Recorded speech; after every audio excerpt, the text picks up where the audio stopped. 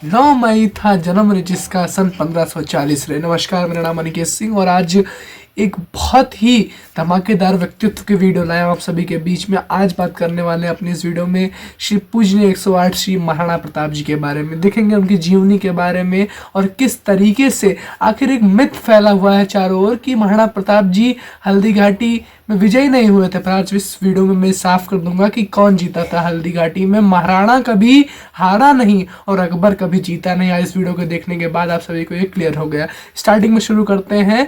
9 मई सन 1540 में पूजनीय श्री महाराणा प्रताप जी का जन्म हुआ। इनके पिता का नाम श्री उदय सिंह जी था और माता जी का नाम जीवंता बाई।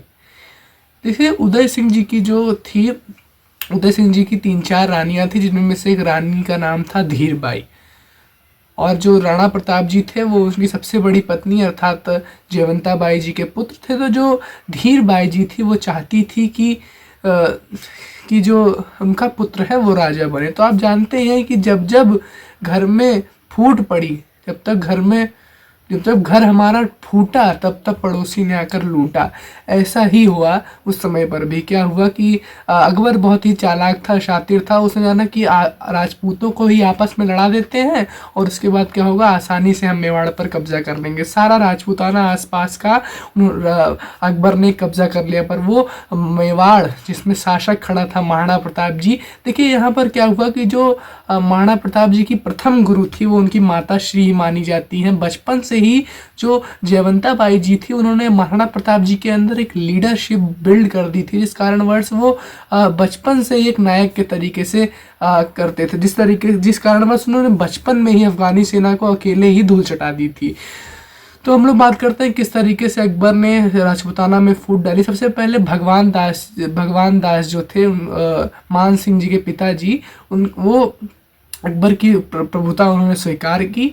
और क्या हुआ कि अकबर ने उनको मार डाला और बाद में बताया मान सिंह जी को कि जी महाराणा प्रताप आए थे और उन्होंने मान सिंह जी आपके पिताजी को मार दिया। इस तरीके से मान सिंह जी जो थे वो अकबर के साथ हो गए। सारी चीज़ें ऐसे ही चल रही थी। साथ ही साथ क्या हो रहा था कि कई सारे से टोडरमल, मान सिंह, भगवान दास, कई सारे जय सिंह, ये सभी राजा महाराणा प्रताप के विरोध में हो गए। महाराणा प्रताप की सेना मात्र 15,000 और वहीं सामने जो अकबर था उसकी सेना थी कितनी, 80,000। तो दम आपके हौसलों में होना चाहिए, आपकी मैन पावर नहीं। तो उस समय मैन पावर भले ही कम थी पर जो मेंटल एबिलिटी थी, मेंटल पावर थी राणा प्रताप के पास, वो तो बहुत ही ज़्यादा थी। जिस तरीके से वो कहते थे, वो जिस तरीके से मतलब वो एक ज़मीन से जुड़े हुए राजा थे। किस तरीके से उनका सभी जब साथ नहीं दिया तो उन्होंने भीलों की सहायता ली।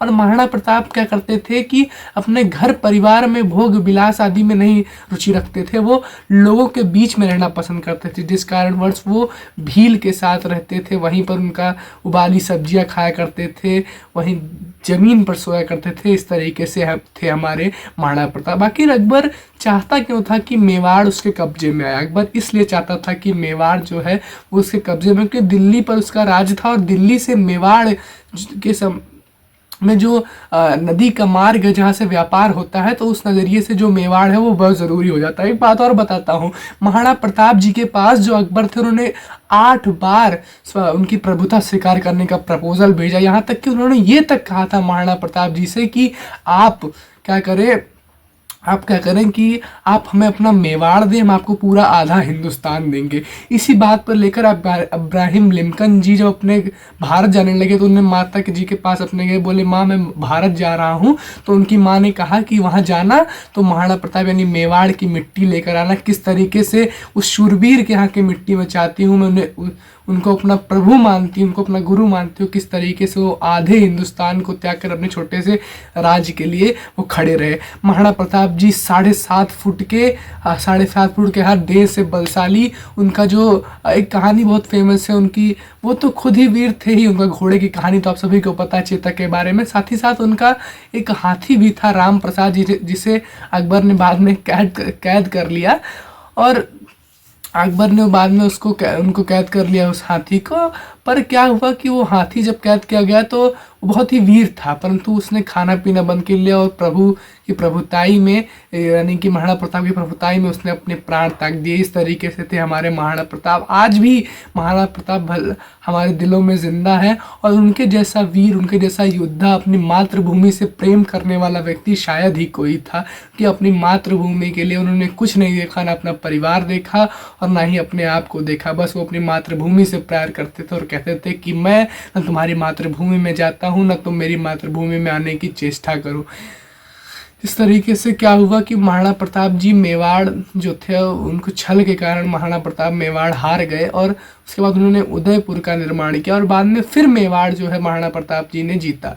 इस इन्वेशन में क्या हुआ कि महाराणा प्रताप का साथ बहुत से राजाओं ने नहीं दिया। हम देख सकते हैं कि इतिहास में यही तब तो हुआ। इतिहास में पृथ्वीराज चौहान कभी ना हारते अगर मोहम्मद गौरी के साथ ना मिला होता जयचंद्र, और ना ही महाराणा प्रताप को कभी हानि पहुंचती, वो साथ में लड़के जीत जाते। उन्होंने अकेले इतने लड़े कि कहते हैं ना कि राणा प्रताप कभी हारे नहीं और अकबर कभी जीता नहीं। आज की इस वीडियो में इतना ही, मिलते हैं नेक्स्ट वीडियो में फिर उसी जोश के साथ। एक बार फिर सत सत नमन श्री महाराणा प्रताप जी के चरणों में। जय महाराणा प्रताप, जय राजपूताना।